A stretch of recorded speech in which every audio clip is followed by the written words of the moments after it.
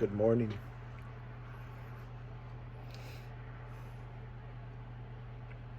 Today's beautiful Sunday, 8:37 a.m., February 4, 2024, 8:37 a.m. Pacific Standard Time in Oregon, United States.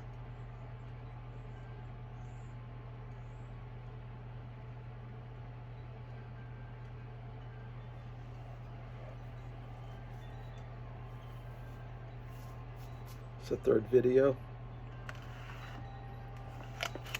and my name's Ernest Howard, and I'm reading Knowing God's Plan by Rabbi Moshe Chaim Luzzato, and we are at the end of chapter 5. And there is a summary of chapter 5. And we went through heading number 1. There's 3 headings in this 3-page summary of chapter 5. We went through heading number 1. And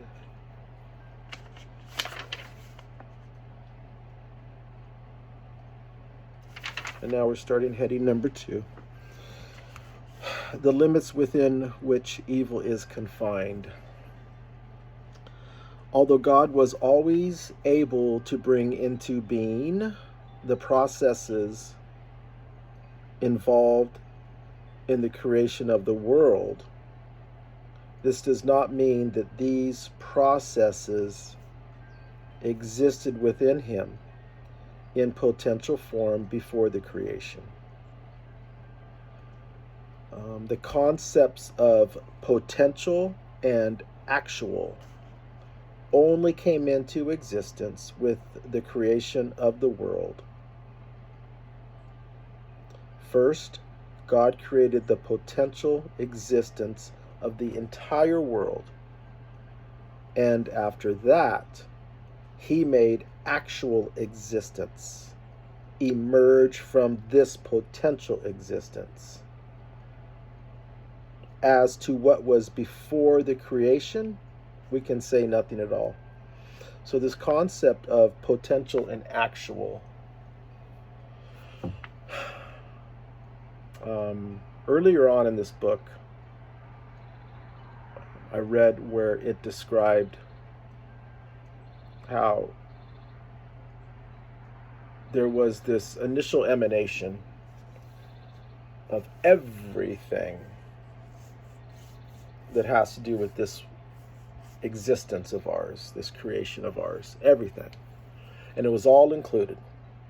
And then that was like one step. And then the second step was kind of like God unpacked all of that. So my metaphor is that God put this box down here.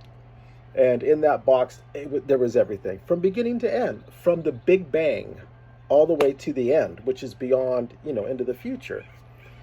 And so there's no time and space in spirituality. And so time and space was also included in this box. So everything that would ever exist, the moment I am living right this moment, was already, it was already contained in that box. And we are playing this out, but it was already contained in that box. And this idea of free will is here too, and that was contained in that box too. So everything, including time and space, was contained in that box. And this is my metaphor. And then the second step was God unpacked all of that and started distributing or sectioning out, and going, this is this and this is this. And so when we talk about potential and actual, again, this is my interpretation. And so it's like in that box, everything was in a potential form to where it hasn't played itself out yet in our realm. But in the spiritual world, in God's realm, it's like it's already done. It's already played itself out. It's already had its beginning, the Big Bang, so to speak. And I'm calling the Big Bang the beginning. It had its beginning in billions of years, time, space, and then it's concluded, which is in the future. We haven't found that conclusion yet. That's already happened. But for us, we're playing it out. We're living it out right now. And so I see that as potential. And then actual is when it's playing itself out. So, for instance, here's this pin again. As I pick up this pin right now, for billions of years, this had the potential to happen. But right now, it's actually happening right now.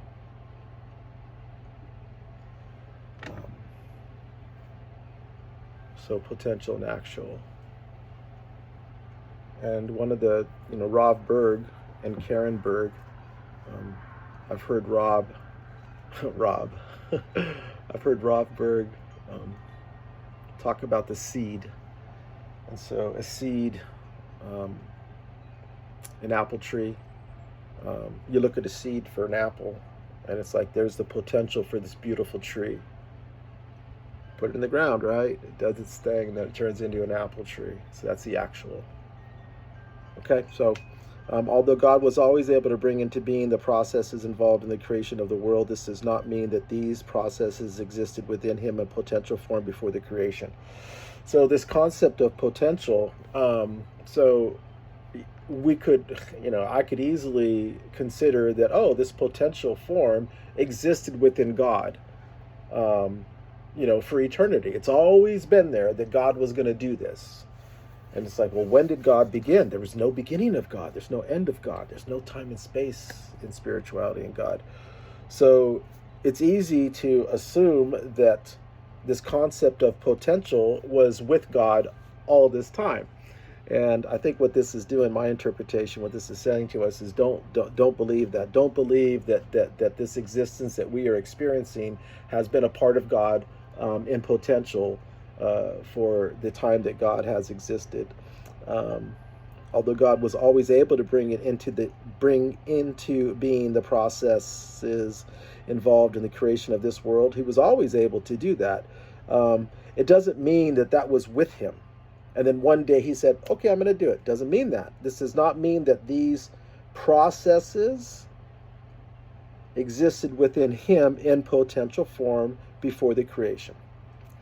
The concepts of potential and actual only came into existence with the creation of the world. So this concept of potential and actual, this is for us. It's not, when God put that big box out there, potential and actual was in that. And I'm assuming that that's the first time potential and actual existed. Only came into existence with the creation of the world. First, God created the potential existence of the entire world. My interpretation, this box, there it is. Everything's in there. It's all potential. And after that, he made actual existence emerge from this potential existence. As to what was before the creation, we can say nothing at all. So he made actual existence emerge from this potential existence. He unpacked that box. And period. As to what was before the creation, we can say nothing at all. So I got to visualize things, right? So I'm looking way out there in the distance, and I'm imagining, kind of like seeing this realm. And on this side of the realm, this box. Okay, so, and I can kind of see through that realm a little bit. Okay, so what is this realm? Gosh, let me see if I can think about how I'm going to explain what's in my head right now. Okay, so there's this realm. And then all of a sudden this box comes out of this realm, and it's laid there, right? And then all of a sudden things are being unpacked out of this box. Okay, so I'm visualizing this. Now that realm, beyond that realm, there's no good reason to even consider what that is. And that's what it says here. As to what was before the creation, we can say nothing at all. We can say nothing at all about what's behind that, because we don't know what that is. We don't know what God is. We know we can see what God has done. Oh, you put a box out here, and oh, everything was there, and oh, you unpacked it, and oh, we're doing this time and space thing. We can see the things that have happened, but as far as, hey, who's God? Pfft, don't even go there. As to what was before the creation, before that box came in, we can say nothing at all. The potential level of existence consists of the system of divine emanations. We talked about that in the last video, the divine emanations. The potential level of existence, everything in that box, consists of the system of divine emanations. So the system of emanations, divine emanations, that's in the box too, all of it. You know, right next to the pen. Since God wanted his creations to experience his holiness, he brought into existence an emanation of pure holiness. Are you kidding me? That's like heaven on earth. It's beautiful. It's perfect. Pure holiness. Why did you bring in this? Why did you emanate this pure holiness? The answer is right here. Since God wanted his creations, us, to experience his holiness. Thank you, Lord. Thank you, Light. You want us to experience your holiness? So he brought into existence an emanation of pure holiness. Perfect. We're just going to experience and bask in bliss in your pure holiness forever and ever. The nature of this emanation was to produce only things of holiness. Sounds good. The nature of this emanation, the emanation of this pure holiness, the nature, the characteristics of that emanation is to produce only things of holiness. Beautiful. I can't wait. Bring it on. Love it. However, since God desired to give man free choice,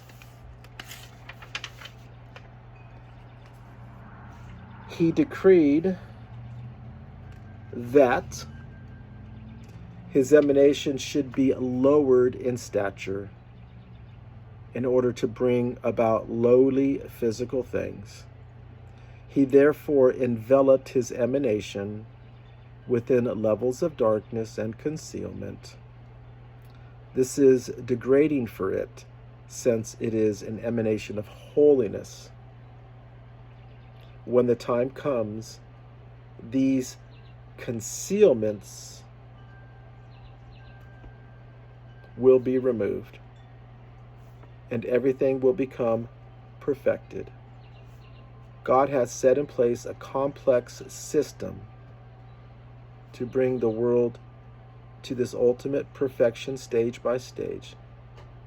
God has set in place a complex system to bring the world to this ultimate perfection stage by stage. This is achieved by the divine emanation becoming more and more elevated.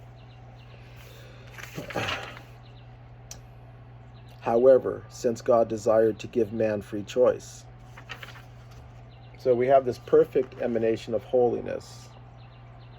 So God started with perfection.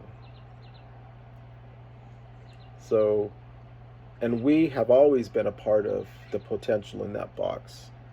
So we all started off with perfection. And I think it's beautiful to consider that we are not finding our way back to perfection from an initial stage of imperfection.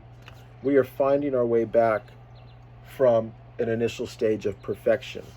Started with this perfect, holy godliness, holiness, perfect. That's the emanation. But because God wanted to give man free choice, God decreed that his emanation should be lowered in stature in order to bring about lowly physical things.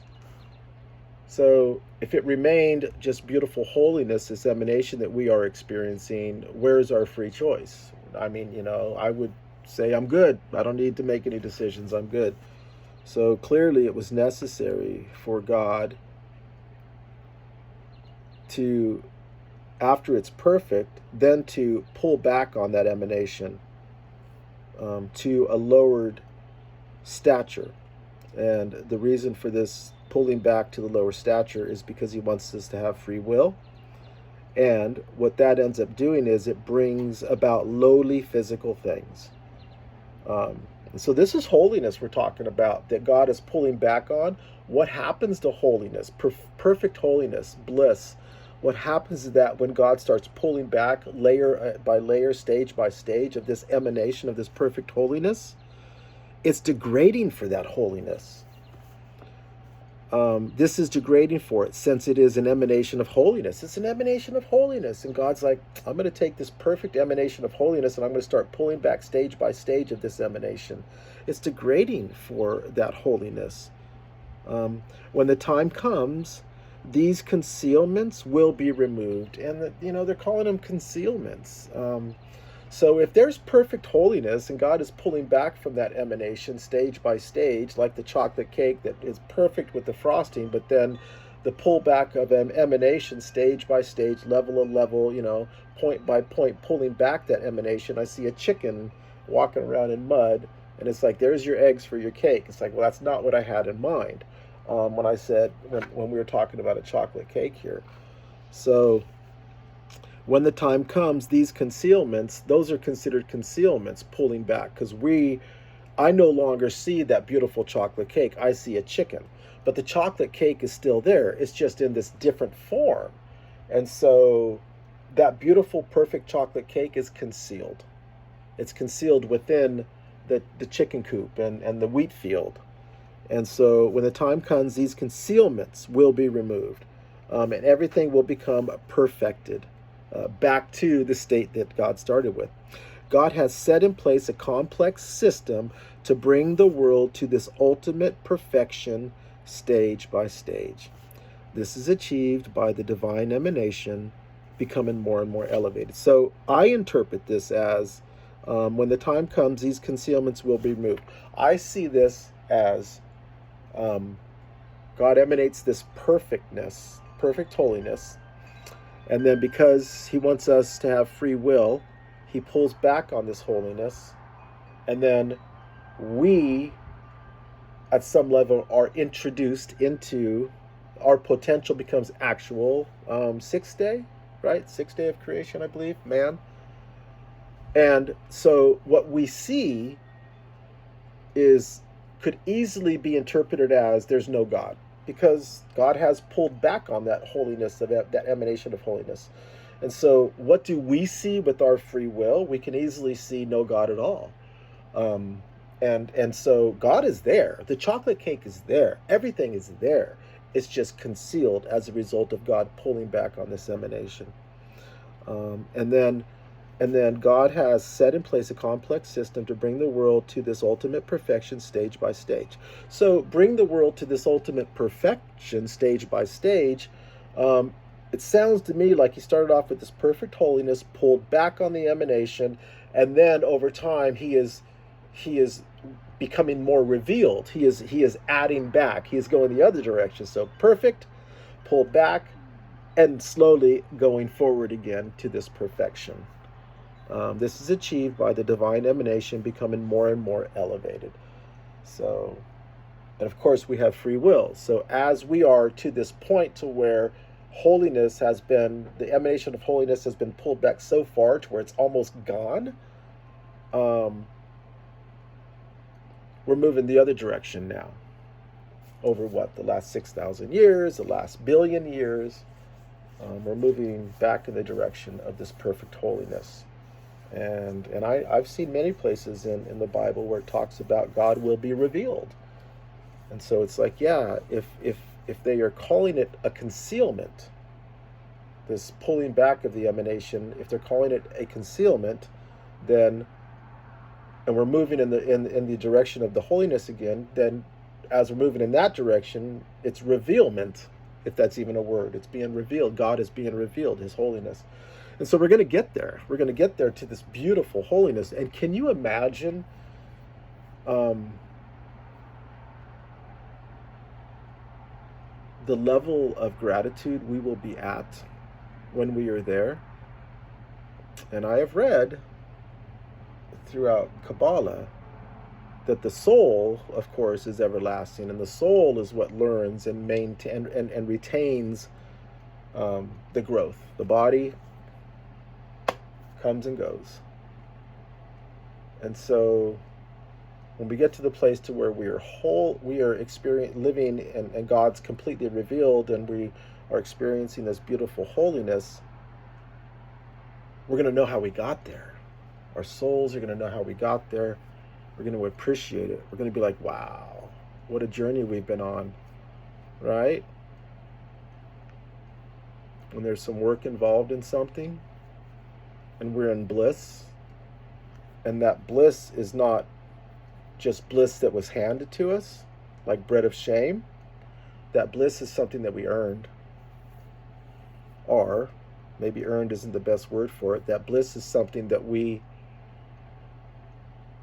walked the journey with. We walked with our God. We walked with the light from this great concealment of holiness.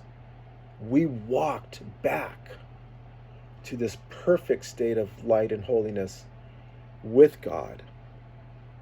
And so when we're there in the future, we're going to remember all of that.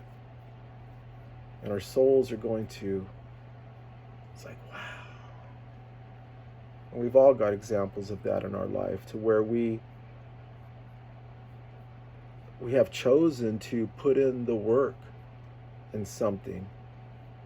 Everybody's got something that they have put the work in. And we did it. You did it. You did it.